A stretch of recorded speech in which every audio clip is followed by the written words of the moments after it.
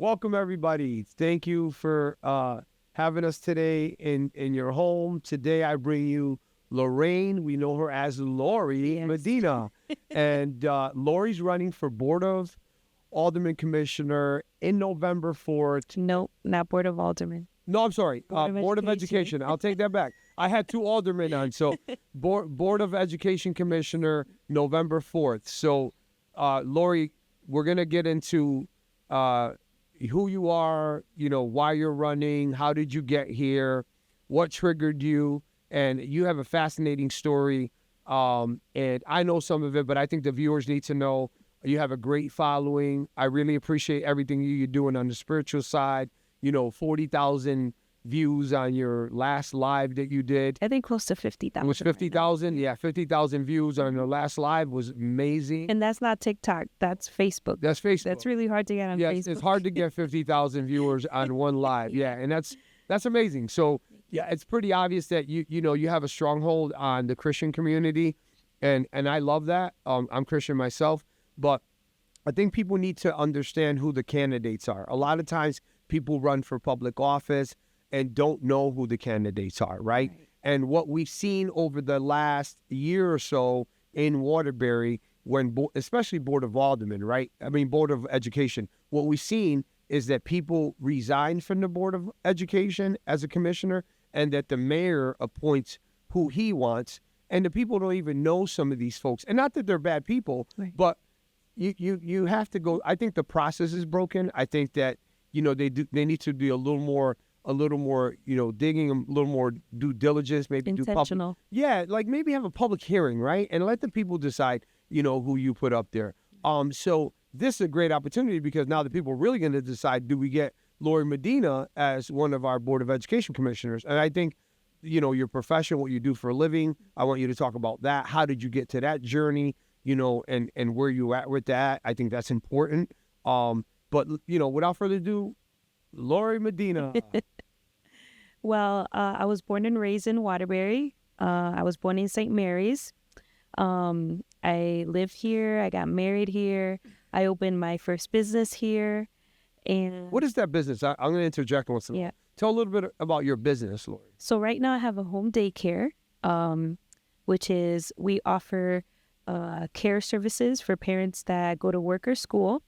And we care for their children, but the difference that is in our home daycare is we run it like a small preschool.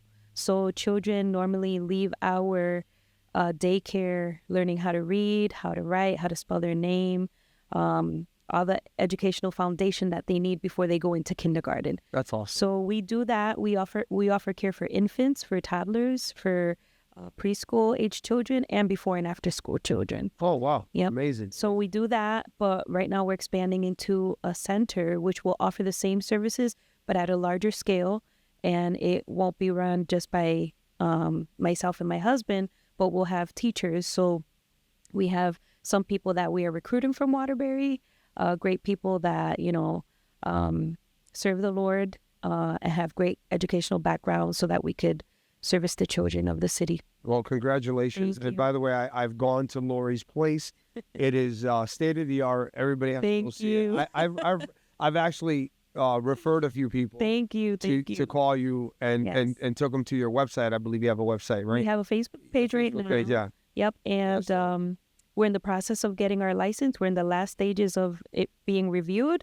And once they give us our license, enrollment begins. So be on the lookout. Yeah, congratulations. Thank you. Now, you grew up in Waterbury. You went to high school in Waterbury? Yes, I did elementary all the way to high school, and I did college as well. I went to post-university. Okay. And then I did some classes through NVCC, but now I'm currently doing it through Charter Oak as well because I want to finish my master's. But all my educational base has been elementary, middle school, and high school was here in Waterbury. Wow, amazing. Yeah. What high school did you go to? I went to Kennedy High School. You went to Kennedy. Okay. I love Kennedy. Right, so Kennedy pushed me to things that I thought I never knew I could achieve. Well, I was in the honor society. While everybody was out doing the beach, I was reading books in the summer. Listen, and you know what? I'm glad that you brought that out, right? Because public education in Waterbury gets a bad rap, right? Right. We're not performing based on standardized testing and blah, blah, blah. We're not really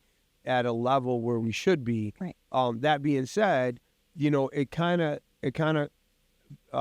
triggers in me a thought, right, about what Kennedy has done, what Crosby, Wilby, some of the public schools have done in Waterbury, and over time, right, things change, right? So they try new educational initiatives. Some work, some don't work, right? Legislation comes out and stuff like that. But prodigies like yourself are true testament that public education can work. Yes. Because here's a young Hispanic girl that grew up in Waterbury, right? Tell that story, right? Grew up in Waterbury, an urban center, went to public school, went locally to college, got her degree, working on her master's, gets married, opens up a business, and still giving back, as a business owner, as a taxpayer, and also, in the spiritual world as soon to be a pastor of a church. So that's amazing. That's like a super amazing story. So you need to tell it. People need to hear it. People need to know who your Board of Education Commissioner, Lori Medina, is. And why is she qualified? Because of that journey. That resume speaks volumes. But I don't want to take away from your thunder. So how about your family dynamics? Brothers, sisters, your mom, your dad? Tell me a little bit about that, like what you guys do with the church and your outreach and stuff like that. Right. So I'm the middle child of 3. I have an older brother and I have a younger brother. My older brother, he is a music teacher out in Naugatuck, Medina Music Studios. And my younger brother is a pastor out in Florida. Amazing. My dad is a bishop. And we were all raised in the church, serving the community, serving the people, but very rooted in Christian values. And it's funny that, you're mentioning all this because I grew up in the areas where probably not many people would consider raising a family, but at that time, the dynamics of the city were very different than what they are now.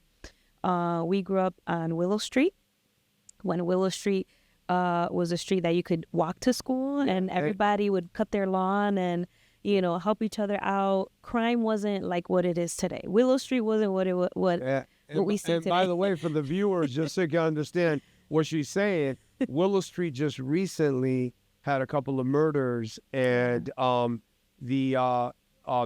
to Dawn and Steve, who were screaming on their podcast show on Facebook Live on Wednesday nights about we need, community policing there, and all of a sudden now they have a temporary police van or like a some type of a temporary situation up there where they have I don't know, it's not a van, it's like a it looks like a mobile home. It's like a mobile home, like a right? mini precinct on wheels. Yeah, it's a mini precinct on wheel. And again, I apologize. It's a mini precinct on wheels, and there's been a lot of arrests in the past few weeks. So everybody can kind of brings to the validity of what you're talking about. Right. It's a different world. But go ahead. Sorry. No, I grew up on Willow Street. The first years of my life, we went to Driggs, me and my brother. Then we moved to the other side of town by Style Street. Off of Baldwin, right? Yeah. Yes. And by Hopeville Park. Yeah, right. We live right behind Hopeville School. Yeah, right behind Hopeville. And that was a great experience for me. To me, that's where I was able to meet new friends, and that's where my career actually began when I was about 12 or 13 years old. At Westside, we had a class called Technology Education, and we did business cards. And I remember the teacher asking us, like, what are you good at?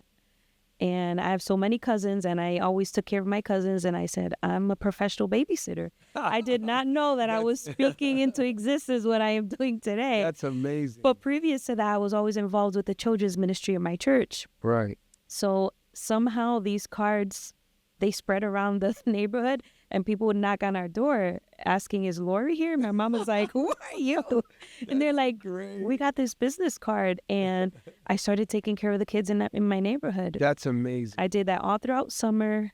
At one point, I was making a lot of money for a 13-year-old. Wow. I was buying my own school clothes, helping out with, whatever I could at the house, which was not an obligation, but my parents taught me the value of money. Right. They taught me, you take care of your things, and whenever you can help out, you help out. And that's what I did. And from then on, I tutored back at Driggs where I was in elementary school. Wow. I was a tutor at 16 years old. I didn't get any pay, but I'd go after school. I'd tutor the kids, help them with their homework. Then Eagle's Nest in high school, Kennedy, had a program called the Eagle's Nest.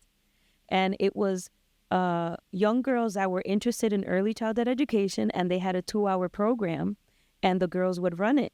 And we do curriculum, we do all the lesson plans, we do all the snacks, and people from the community would bring their children for 2 hours for free, and we'd give them like a little daycare experience.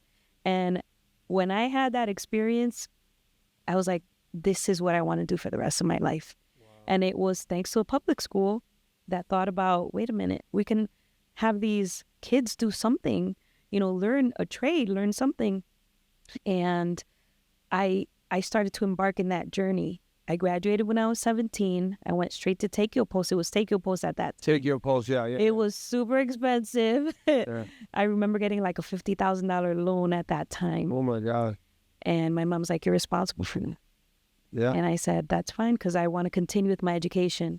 Long story short, I got married, and I was no longer eligible for any type of financial aid. And I had the kiss of death. The kiss of death. And I had to disenroll.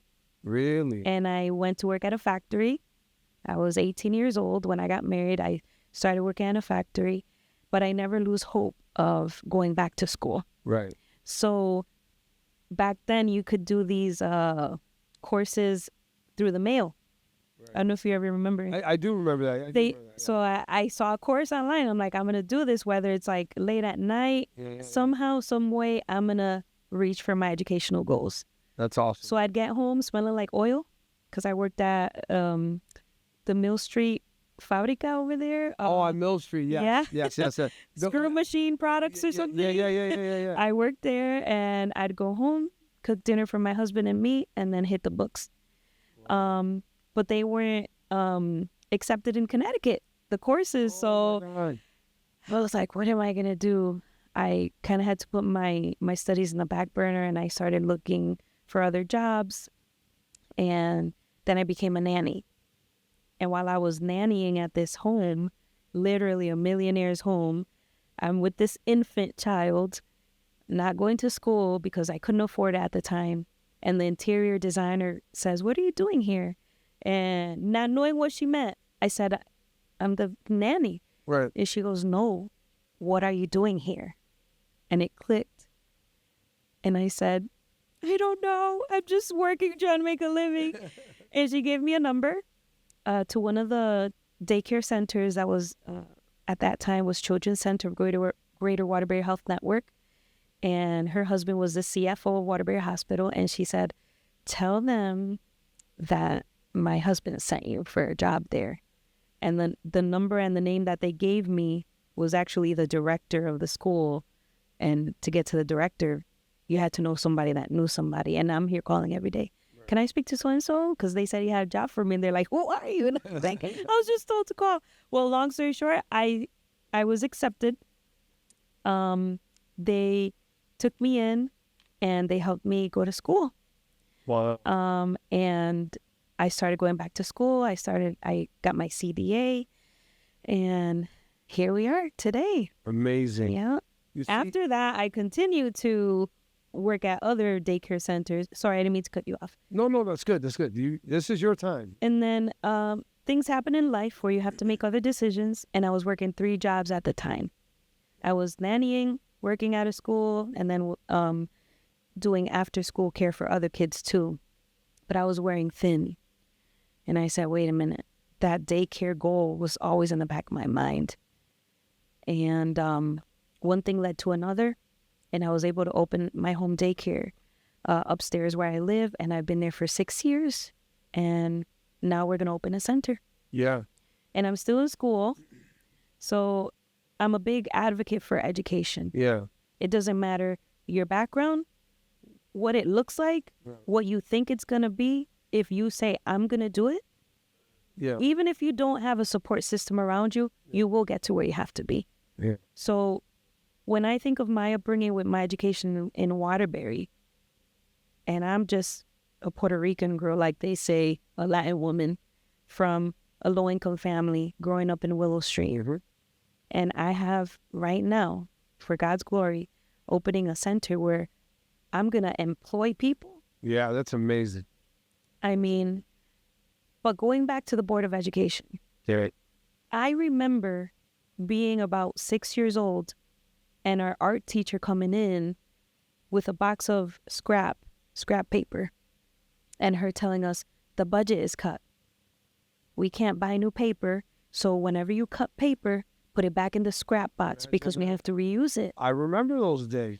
And I was like, we never felt inhibited to express our creativeness because the teacher, which was Miss Quigley at the time, we had supplies. We had glue, we had markers, we had crayons. Yeah. And I remember thinking in my mind, she just said the budget is cut and we have to reuse little pieces of paper because she's not getting money. That's crazy. And art and music are really important for a child's development to succeed with their studies. That's where the creativity comes. Exactly. So when I think of those times, and they used to bring a piano to the classroom, Mr. Mistura, I remember him. And maybe not a lot of people know this, but I recorded an album. Oh, really? I sing as well. Yeah, I play drums. What else?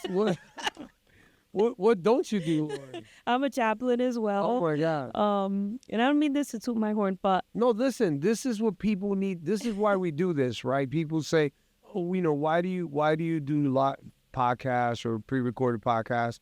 And to me, I've been in the community for 52 years, Wow. right, in Connecticut, because I'm from Brooklyn, New York. But when I came here, and this show's not about me, but I have to tell people, why. right. The why, right? The why is because the world of social media today is certainly an opportunity for us to introduce people in our community that have contributed quietly under the radar, not understanding that your talents and your will to give and what you've done has changed other people's lives along the way. How do we measure that?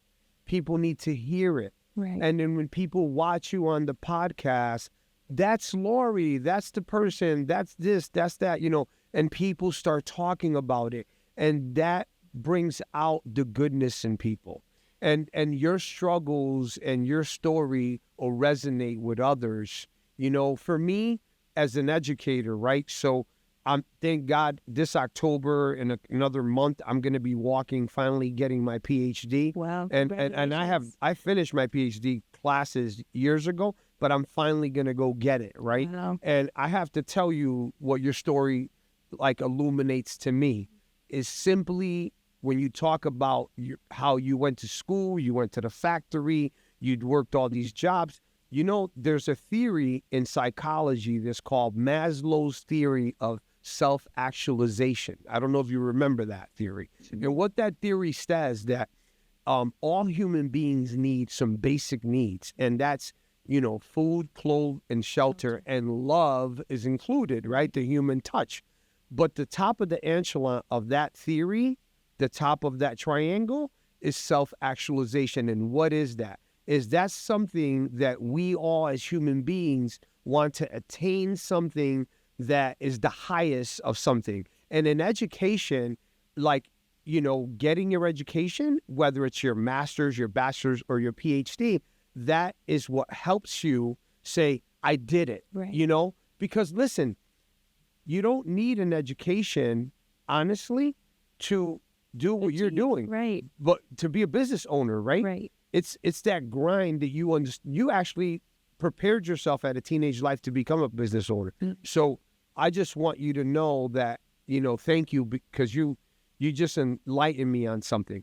But I do want to say, your journey is amazing, Lori. I want you to know that I remember you and I talking about your qualifications, and you were so afraid, do I qualify to be a Board of Education Commissioner? That was a big struggle. Yeah, you do. if you and I tell people, if you could go, what is the address to your business? I need The to new send. business? Yeah, the new complex where you're at. Yeah, we're located. We're going to be located at 145 Bucks Hill Road Yeah. in Waterbury. I would encourage you folks out there that have children that are looking for daycare services to reach out to Lori and go look at this facility. I am completely impressed. It is phenomenal. All the design is done. I actually asked her who paid for that design, how much did she pay? And she said she did it herself. Yeah. I'm like, Lori, you should be a consultant. It's amazing. So anyways, so Lori, I mean, listen, your journey's amazing. Thank you. I think that the fact that you went to public schools, the fact that you went to college, the fact that you're still going to college and you want to finish and you want to attain that, right? Because that's your goal. It's like you're a fighter. You want to finish something you started, Right. And regardless of the economical constraints and all that stuff, that kind of behavior, that kind of intuitiveness we need on the Board of Ed. We need people like you that saying to kids, don't quit, don't stop, Right. fight to the end, get your education. It's the most important thing. Education is the key to every door in the world. Right. Right? So that is what I hear from you loud and clear. I need to tell people what triggered you, what was that transformation that happened that brought you to be the candidate, Lori Medina, for Board of Education Commissioner 2025, November 4th. Okay, so there was I'm just gonna be honest and clear. Yep. Okay. And we want you to. Yes, there was an event at one of the high schools called Paracon, and I happened to be walking the downtown area with my husband, and he never asks to go walk in downtown. I do, but this day he said, "Let's go walk in downtown." I said, "Okay." So we're walking downtown, and we passed by a store that had a flyer, and the flyer was mentioning Paracon on it. And I saw that the themes on the flyer, it was like clashing with my heart, because it was things about like talking with the dead and all this paranormal dark topics that just, as a believer, I don't stand for It it. didn't resonate with your Right. ideology, yeah. But what struck me more was when I saw the location, it was at Crosby High School. Well, And for those that don't know, Waterbury has been going through lots of loss with our young people. Car accidents, stabbings, murders. And I'm like, no wonder we're under this covering of death, because we are calling it into our schools where the young people go. And I really couldn't just ignore it, right? It was always in the back of my mind and in my heart, like, this is not okay. So I went to go see. I didn't go inside, but from a distance, I did see a hearse roll up, and they pulled out a casket, and they brought that into the school. And I began to weep, and I said, this is what we are proclaiming for our young people, death. And I wanted to speak out on that, because I didn't see it fit to have an event like that at a school. Right. Do it at an auditorium, do it somewhere else, but not at a school. So I went to an alderman meeting, and we went to advocate for the rising of the Christian flag. And before I get off the podium, something kind of like clicked and was like, wait a minute, Paracon. yeah. And I wasn't even supposed to talk about that. I wasn't even going to mention any of that. So I gave my piece. I said, if we proclaim death, we're going to garner death. But if we proclaim life, we're going to have life. Amen. And we want life for our businesses, life for our young people, life for our city. And thank you for giving me the opportunity to speak. Little did I know that was going to go viral on Facebook. Mm-hmm. And I get a call. Well, I didn't get a call. I get a message that same night from someone in our team, Abigail Diaz. Okay. She said, Lori, we need you. But I didn't see that until the next morning. So when I look at my messages and she said, we need someone to run for Board of Education, like, you're the voice that we need. And I wrote back to her saying, I think this is a mistake. Like, and she goes, no, it's not a mistake. And I spoke to you. I told you, Vic, I would love to do it, but I got to talk to my parents about it, my husband. I want their guidance. And you want to pray on it. Yeah, I wanted to pray on it. And because I'm not a politician, I've never done public service. And then, you know, with everything that is on my plate right now, I was like, let me just really consider it, because we don't want to just jump into things because we want a title. We don't want to jump into things because we're going to be known. If you're going to do something, you're going to do it right. You're going to do it through and through. You die with your boots on. Amen. So after consulting with my parents and my husband, and they said, yes, we need somebody that can speak for the children, for the schools. I told you yes. And here we are. Beautiful.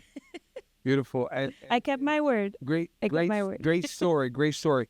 So, Lori, again, thank you so much. Like, that story is amazing, right? Like, you basically told us that transformational time and what clicked and how you felt compelled. And as you go through this process now, you've learned that you are qualified. You're overqualified. And we look forward to having you on this ticket. We look forward to getting you elected. And the people of Waterbury should open, you know, their hearts and their minds and say, it's time for change. The change is now. Lori Medina for Board of Ed, November 4th. Lori, thank you so much. Thank you, Brian. You're going to be fabulous, and the kids can't, you know, they nobody wants more. And guess what? You're going to deliver that, and the parents of the city of Waterbury should be proud that they're going to elect Lori Medina. Thank you. You're a pillar in our community, and we appreciate you. Thank you, Lori. Thank you.